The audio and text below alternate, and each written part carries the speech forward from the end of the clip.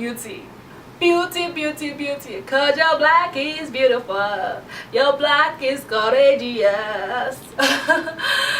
Okay, so we're going to talk about beauty. Definition of beauty. A lot of people define beauty differently. I don't know. The society defines beauty as you having that Nicki Minaj figure, almost like perfect, perfect shape. You're endowed front and back. Some people define beauty as, that guys have to have six packs and brown eyes and oof, God. Yes. Anyway, I used to be like that. I used to be like that. I used to want guys that have everything like all perfecto, because everyone likes good people and good things. So I don't exempt myself from that. Maybe you're into makeup. Maybe you're into makeup. You want to find the next or the easiest way to contour your face and make your eyebrows look on flick. You see, I'm into makeup too, so don't feel bad. Don't feel bad. I don't have anything against people wearing makeup. You can wear makeup. You can wear contacts. It doesn't really matter. But beauty goes beyond just the physical your physical appearance or the physical characteristics that you have. Beauty goes beyond that. Beauty is much of a special thing, and for you to be considered really beautiful on the inside, it takes you being vulnerable. It takes you just surrendering yourself to God. I mean, surrender everything, your past, those secrets that you haven't shared with anyone. Share it with God and say, God, these are the things I've been hiding about myself, and you know what, he already knows, but share it with God. It probably it will make you feel better, make you feel like, yes, I'm actually being vulnerable right now. I'm actually opening myself up to God, so share those things with God. Like, God, I know I need to work in this area. I need to look in the mirror and see myself as being beautiful. I used to look in the mirror and I'll see myself. I'll look at myself and I'm like, I know this girl I can see in the mirror is beautiful, but I just don't feel beautiful on the inside. I don't like myself on the inside. I was seeing myself as a damaged product because of my past. I was seeing myself as someone not worthy of love because of my past or what had happened to me. But God reassured me of his love, and he constantly told me that I was wonderfully and fearfully made, until it made so much sense to me. I had to believe in those words, and I started to see myself the way God had created me, that he didn't make any mistake creating me. So maybe you're that person. Maybe you don't feel beautiful. Maybe you're just so broken. You're like, what do men really want? Maybe you're a guy, you're like, what do women really want? What do they want? The truth about what everyone wants is just someone that is beautiful on the inside. And it takes God's intervention for you to be beautiful on the inside. You can meet a very beautiful person. They're so beautiful. But the moment you start talking to them, you're like, oh no, I think I'm going to pass on this one. I don't care if you're fine, but you're kind of ugly on the inside. And most people get that way. I was getting that way. I have to admit, I probably already got that way at a point where I felt like I needed to stab everyone that hurt me. I felt I was getting really ugly because I was hurt. I was really hurt, and I didn't used to be that person. I used to be very caring, very sensitive, very concerned about others, and that changed. And I didn't like that person I turned to. It's like, the more hurt you are, the more easier it is for you to become a monster, and you don't want to become that person. There's this saying that says, hurt people hurt others. So if you're very hurt on the inside, if you're hot, I have the H factor. If you're hot, you hurt other people. I will try not to say the word hurt anymore because I'm not saying it right. But you guys understand what I'm trying to say anyway. It's spelled with H-U-R-T. H-U-R-T.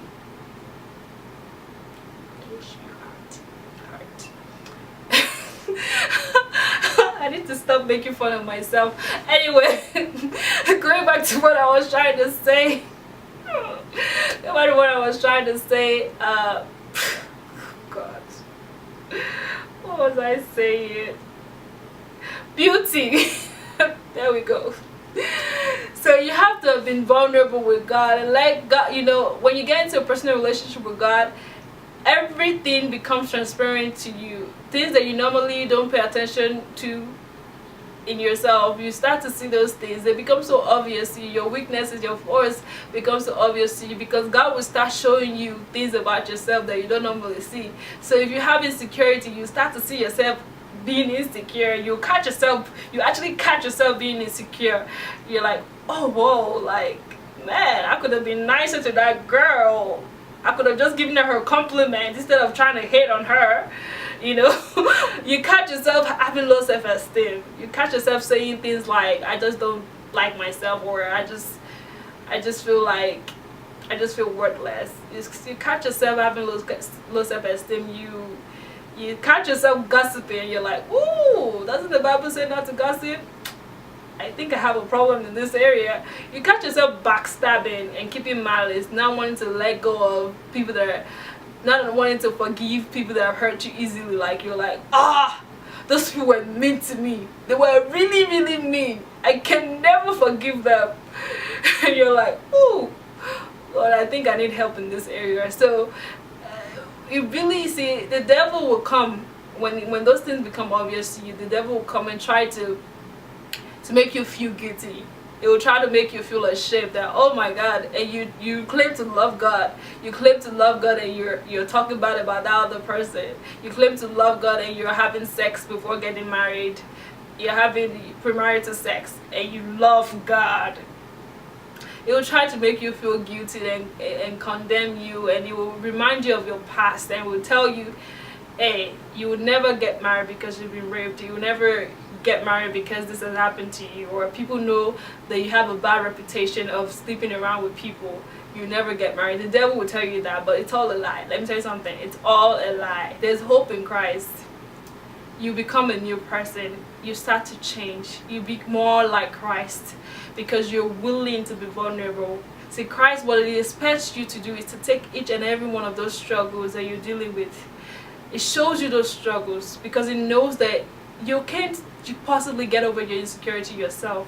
So he expects you to pick up your insecurity and say, Lord, this is my insecurity. I know I have this problem. I'm going to place my faith in you and I'm going to depend on you because you're God. I will depend on you to work this thing out in me until I become even more beautiful. See, he has wonderfully and fearfully made you in his image. He could have made you in someone else's image, but he said, no, I want you to be just like me. We are humans, but God is more of a spiritual being. And we want to be more of a spiritual being. The more of your God you know, the more of yourself you know. How can you change character? If your beauty is supposed to be your character, you can't change your character if you don't know who you are. You can't change your character if you don't know who God created you to be. You can't change your character if you don't know the God that you serve intimately. And that's something I'll have to talk about in another video, about what personal relationship with God really is. Beauty is not something you wake up in the middle of the night and say, I'm beautiful. No, it's a process. You're that girl that goes out and, Friday night, you party with your friend. Hey, again, I don't have anything against your lifestyle. I'm not going to condemn, I'm not going to make you feel bad about going partying on Friday nights with your friends. There's nothing wrong with that. Just make sure that whatever you're doing honors Christ. That's what I'm going to say. So you go out every Friday night and you party with your friends. You're having a good time. But when you leave your friend, it's like another thing takes over you. It's like the feeling you had in your mind, in your heart before leaving for that party, it just comes back because you don't have people around you. Now you're lonely. Now you have to deal with those emotions of being broken, or not having a boyfriend, or not being in a relationship, and you sleep on your bed and you wet your pillow, and you go to the bathroom and you have to wash off that makeup that took you 3 hours. You contoured your face for 3 hours. You know, you you have to wash off that makeup, and guess what? You have to deal with those emotions. That Sephora and MAC and whatever cosmetic you used on your face, they're only temporary. They're only temporary. What's really permanent is the beauty. Just letting God work on your character, the beauty on the inside. It attracts. It would attract a lot of people to you. A lot of really good people to you. The beauty that God gives you is very attractive to the world. Everyone will want to be around you. You get really amazing job offers, not because you're beautiful on the outside, but because you're beautiful on the inside. You're sweet. You care about people. You're sensitive about people's battles and their struggles. You see others the way God has seen you. You treat others the way God has been treating you. You see value and worth even in those that have abused you in the past. You look beyond their flaws and weaknesses because God looked beyond your flaws and weaknesses. You love unconditionally because God loves you unconditionally. Unconditionally. God, help me with my English today.